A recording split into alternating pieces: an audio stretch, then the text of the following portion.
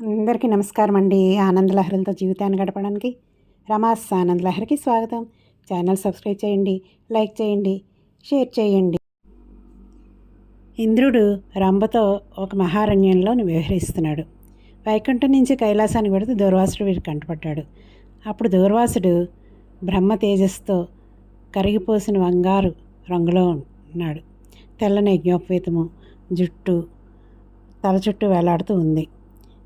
అతనికి చుట్టూత లక్షల శిష్యులు వేదాలు వల్లిస్తూ నడుస్తున్నారు. దేవేంద్రుడు ఎదురు వెళ్ళి భక్తిగా నమస్కరించాడు. శిష్యవర్గం అంతా కూడా ఇంద్రుణ్ణి అభినందించారు, ఆశీస్సులు అందించారు. విష్ణుమూర్తి ఇచ్చిన పారిజాత పుష్పాన్ని దూర్వాసుడు ప్రేమగా కానుగ్గా ఇచ్చాడు ఇంద్రుడికి. దాన్ని స్వీకరించి ఇంద్రుడు కళ్ళకద్దుకొని శిరస్సు మీద పెట్టుకోవాల్సింది పోయి నిర్లక్ష్యంగా తన ఐరావతం శిరస్సు మీదకి విసిరాడు. ఆ స్పర్శతోటి అది రూపగుణ తేజ వయస్సుల్లో విష్ణుతుల్యమై ఘోరారణ్యంలోకి వెళ్ళిపోయింది. ఆ ఏనుగుని ఎంత ప్రయత్నించినా ఇంద్రుడు ఆపలేకపోయాడు. దీంతో దూర్వాసుడికి మహాకోపం వచ్చింది. కన్ను మిన్ను కానకుండా ఉన్నావు నువ్వు, నేను ఇచ్చిన పారిజాతాన్ని ఏనుగు మీదకి విసిరేస్తావా? విష్ణుమూర్తికి నివేదన చేసిన ప్రసాదాన్ని, అది పువ్వైనా పండైనా నీరైనా చేతికి అందిన వెంటనే కన్నులు కది అద్దుకొని స్వీకరించాలి, లేకపోతే బ్రహ్మహత్యా మహాపాతకం చుట్టుకుంటుంది. శ్రీభ్రష్టుడు, బుద్ధిభ్రష్టుడు, రాజ్యభ్రష్టుడు అవుతాడు. పూర్వజన్మ సుకృతం వల్ల మహాభాగ్యంగా లభించిందని వెంటనే ఎవరు స్వీకరిస్తాడో అతడు మాత్రమే విష్ణుభక్తుడు, స్వయంగా జీవన్ముక్తుడు అవుతాడు. నైవేద్యం స్వీకరించి నిరంతరం విష్ణుమూర్తికి నుతులు సతులు చేస్తే సాక్షాత్ విష్ణుతుల్యుడు అవుతాడు. అతడి స్పర్శతో కానీ అతడి గాలి సోకినా కానీ సకల తీర్థాలు పరిపోతలవుతాయి.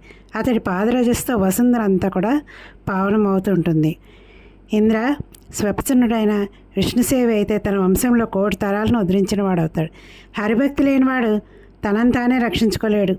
ఇది విష్ణు ప్రసాదము అనే మాట తెలియకుండా స్వీకరిస్తేనే 7 జన్మాల పాపాలు పొలుగుతాయి. తెలిసి స్వీకరిస్తే 1,000,000 జన్మాల పాపాలు అంతరిస్తాయి. ఇది నిశ్చయము. అటువంటి పరమ పావనమైన విష్ణు ప్రసాదాన్ని గర్వంతో ఏనుగు మస్తకంపైకి నువ్వు విసిరావు కనుక స్వర్గలక్ష్మి నిన్ను విడిచిపెట్టి హరిసన్నిధికి వెళ్ళిపోగాక. నేను హరిభక్తుడిని. బ్రహ్మదేవుడే కాదు, యమధర్మరాజు అయినా నేను లక్ష్యపెట్టను. నువ్వో లెక్క. ఎవరైనా సరే నన్ను పూజిస్తారు, అలాంటిది నువ్వు నన్ను అవమానిస్తావా? నీకంటా ఏనుగు నయం, పారిజాతాన్ని శిరస్సును ధరించింది కనుక అంటూ దూర్వాసుడు కోపంతో చిందులు తొక్కాడు. ఇంద్రుడు గజగజలాడిపోయి దూర్వాసుడి పాదాల మీద పడ్డాడు, ఏడ్చాడు. నా అపరాధానికి తగిన శాపమే ఇచ్చావు, నాకు శిక్ష సరిపోయిందే ఇచ్చావు. కళ్ళకు నాకు మాయ కమ్మేసింది. రాజ్య సంపదని ఇమ్మని కోరను, కొంచెం జ్ఞానం ప్రసాదించు.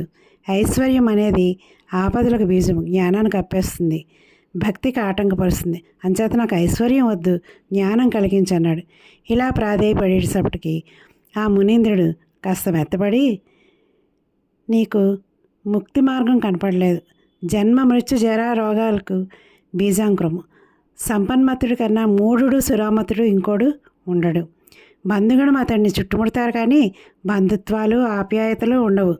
విషయాంధుడు విఫలుడు మహాకామకుడు రాసికుడు అవుతాడు తప్ప ఐశ్వర్య మధమతుడికి సాత్విక మార్గము కనిపించదు. విషయాంధులు 2 రకాలుగా ఉంటారు, రాజసుడు తామసుడు అని.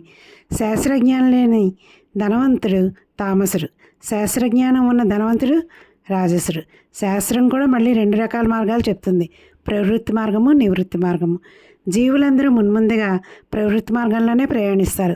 దుఃఖాలనే సుఖాలనుకుంటూ పరిణామంలో వినాశదాయకమైన జన్మ మృత్యుజరకమైన ఈ మార్గంలో అనేక జన్మల పర్యంతం పరిభ్రమిస్తారు. ఆనందిస్తున్నాం అనుకుంటూ గడుపుతారు.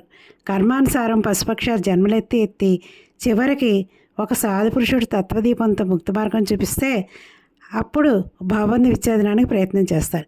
తపస్సులు చేసి నిరాహారంగా వ్రతదీక్షలు పూని అనేక జన్మల్లో ప్రయత్నించి నిర్విఘ్నము సుఖప్రదమైన ముక్తిపదాన్ని చేరుకుంటారు. దూర్వాసుడు చేసిన ఈ ఉపదేశం శ్రద్ధగా ఆలకించిన దైవేంద్రుడికి వైరాగ్యం అంకురించింది, క్రమక్రమంగా స్థిరపడింది.